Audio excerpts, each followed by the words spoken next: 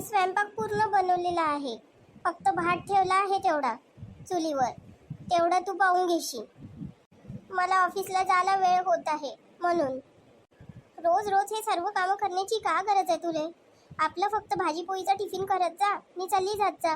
बाकीचं मी करतो ना. असं कसं सर्व कामं तुझ्यावर सोडून चालली जाऊ? तुझी पण तब्येत कुठे चांगली राहते? बस तू फक्त दुसऱ्यांचा विचार करत जा. स्वतःचा विचार कधी करशील का? एवढं लग्नाचं वय झालं पण स्वतःचा विचार नाही करणार. माझा आणि आपल्या भाऊ बहिणीचा विचार करते ना ह्या घराचा. आई तर तुमचं कोण करणार आहे ते सांग बरं. आता तुझे भाऊ बहीण पण काही लहान नाही आहे. ते आपलं आपलं करू शकते. तुझा बाप पण पळून गेला नसता ना तर हे वेळ तुझ्यावर आलीच नसती. त्यानं आपला संसार इथं टाकून चालला गेला आणि आता हे सगळ्या जबाबदाऱ्या तुला पार पाडा लागत आहे. आता तो विषय इथं काढणं जरुरी आहे का? काढणं जरुरी आहे. तू नेहमी हा विषय काढला तर टाळते. जाऊ दे, तू बाबाला काही नको बोलू. आणि तसंही मला खूप उशीर होत आहे. मी निघते आता. ठीक आहे, पण सांभाळून जा. रात्री लवकर येशील. हो आई. कधी हे पोरगी स्वतःचा विचार करन तर का माहिती. ह्या एवढ्या जबाबदाऱ्या तिला स्वतःचा विचार कधीच करू देत नाही. राधा काकू, ए राधा काकू, आहे का घरी? अरे चित्रा, ये ये बस. कसं काय येणं झालं हो बाई? आपल्या नेहासाठी एक चांगला मुलगा आहे लग्नाचा, म्हणून तुला विचारत होती मी. हो का? कुठचा आहे पोरगा? आपल्या बाजूच्या गावातलाच आहे. घरी दुकान आहे, शेतीवाडी आहे. चांगला आहे पोरगा. पण मला सांग, नेहाचं वय किती झालं आता? आता तिला 29 चालू आहे बाई. अरे मग नाही जमणार, कारण की तो पोरगाच 28 वर्षाचा आहे. एक काम कर, नाही तर नेहाच्या जागी राणीला दाखव ना. राणीचं वय पण असेल ना 25. हो हो, राणीचं आहे ना वय 25 आहे. मी घरी बोलतो ना, मग तुला सांगतो तसं. पण मला असं वाटते का मोठ्या बहिणीचं लग्न झाल्याशिवाय लहान बहिणीचं लग्न कसं करायचं?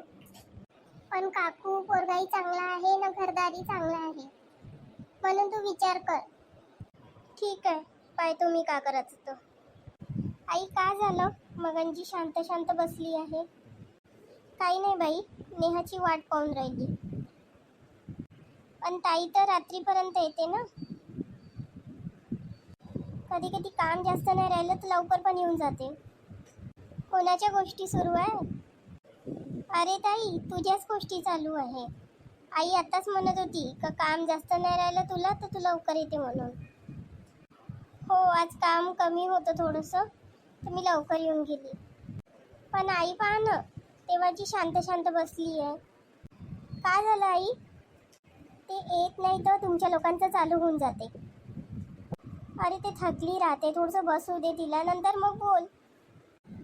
ताई, एक्झामची फी द्यायची आहे. पाहिलं, एवढं म्हणूनही काही फायदा नाही आहे. अरे तिला बसू तर दे, नंतर मग बोल ना तिच्यासोबत. आई मी काही थकली नाही आहे. आणि तू बोल रे प्रशांत. आता सांग काय झालं? ताई, एक्झामची फी भरायची आहे. परवाच लास्ट डेट आहे. पण मी सांगायचं विसरलो होतो तुला. ठीक आहे, मला सांगून दे किती पैसे लागते तर मी उद्या आणून देते आणि नंतर तू परवा फी भरून घेशील. ठीक आहे? हो ताई. आता आई तू सांग काय झालं? तेव्हाची तू शांत शांत आहे म्हणते. काही नाही हो बाई, असंच नाही. तू सांग बरं पहिले. आज चित्रा घरी आली होती तुझ्यासाठी स्थळ घेऊन, पण पोरगा 28 वर्षाचा आहे. म्हणून तिनं मला म्हटलं का नेहाच्या जागेवर तुम्ही राणीला दाखवा, चांगलं स्थळ आहे म्हणून. तर मग त्याच्यात काय झालं? आपण राणीला दाखवून देऊ. पोरगा चांगला आहे म्हणते, घरदार चांगला आहे, तर मग असे पोरं थोडी भेटते. पण तुया कसं व, तू तिच्यापेक्षा मोठी आहे. तुझं लग्न होतपर्यंत आपण तिचं लग्न कसं करायचं? असं काही नाही आहे. मी खरंच लग्न केलं ना, लग्नानंतर ह्या घराची मी जबाबदारी नाही घेऊ शकली तर काय आयुष्यभर तू आमची जबाबदारीच घेत बसशील का? आई, प्रशांत शिक्षणाचा आहे. मी त्याचं शिक्षण अर्धवट सोडून मी आपलं लग्न करू शकत नाही. आपण राणीचाच बघण्याचा कार्यक्रम करू. जर स्थळ चांगलं वाटलं तर आपण लग्न जुळूनही घेऊ. मी थोडे बहुत पैसेही साठवले आहे, तर आरामात आपण लग्नही करू शकू. याच्यात मी काहीच बोलू शकत नाही आहे. आमच्यामुळेच तुझ्यावर हेवाली वेळ आली आहे. हो ताई, आमच्यामुळेच हे तुझ्यावर वेळ आली आहे. असं करते, मी पण तुझ्यासोबत जॉब करते न प्रशांतच्या शिक्षणामध्ये मी पण हातभार लावते. नाही ताई, एक काम करतो, मी शिक्षण सोडून देतो, मी पण जॉब करतो. तुम्ही दोघी जणी चांगल्या प्रकारे लग्न करून चांगल्या घरी जा.